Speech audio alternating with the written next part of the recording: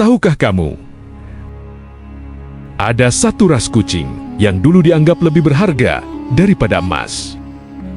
Di Mesir kuno, membunuhnya bisa dihukum mati, dan ketika ia mati, seluruh keluarga akan berkabung, seperti kehilangan manusia. Tapi, ini bukan sekadar kucing biasa. Ini adalah kucing yang dipercaya sebagai perwujudan dewa.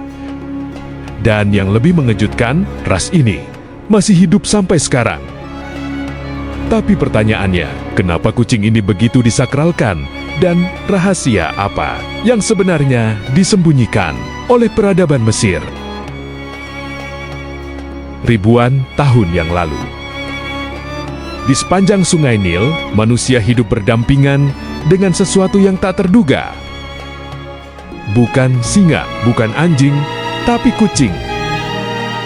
Kucing liar Afrika mulai mendekati pemukiman manusia, bukan untuk berteman, tapi untuk berburu tikus yang merusak persediaan makanan. Dan dari situlah hubungan aneh ini dimulai. Awalnya hanya saling memanfaatkan, tapi bagaimana bisa hubungan ini berubah menjadi sesuatu yang suci? Orang Mesir tidak melihat kucing sebagai hewan biasa. Mereka melihat sesuatu yang berbeda. Misterius, tenang, tapi mematikan, lembut, tapi penuh kekuatan. Dan dari situlah muncul sosok Dewi Bastet, dewi dengan kepala kucing yang melambangkan perlindungan, kesuburan, dan kekuatan. Kucing bukan lagi sekadar hewan. Mereka adalah simbol ilahi.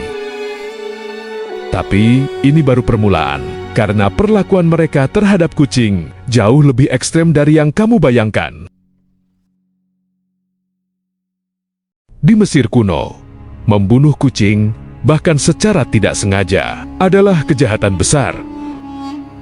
Hukumannya mati, tidak peduli siapa kamu.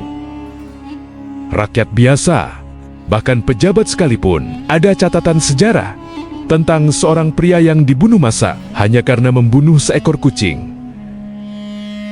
Bayangkan, seekor hewan memiliki kekuatan hukum yang bahkan manusia tak miliki. Tapi kenapa mereka begitu fanatik? Apa sebenarnya yang membuat kucing dianggap lebih dari sekadar makhluk hidup? Ketika kucing mati, mereka tidak dibuang atau dilupakan. Mereka diawetkan, dimumifikasi, seperti para Firaun. Jutaan mumi kucing ditemukan oleh arkeolog, beberapa bahkan dikubur dengan perhiasan. Keluarga pemiliknya akan mencukur alis sebagai tanda duka.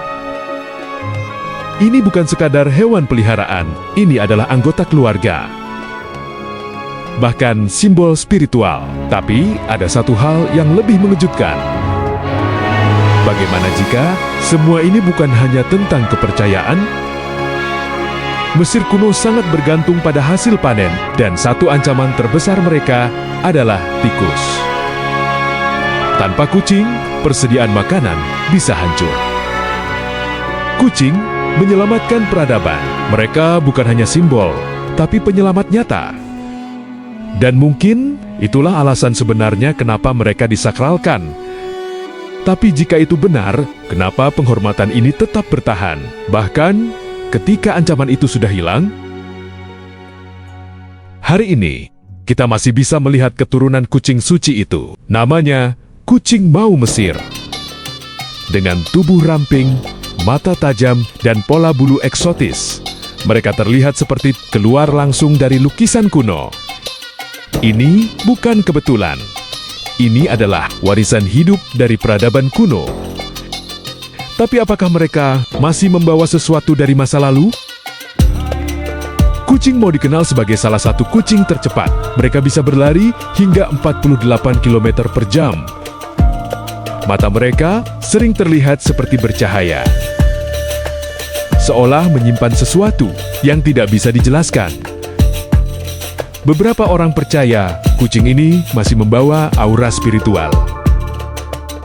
Apakah itu hanya mitos? Atau sisa kepercayaan kuno yang belum hilang? Dari pemburu tikus menjadi simbol dewa, hingga kini menjadi hewan peliharaan modern.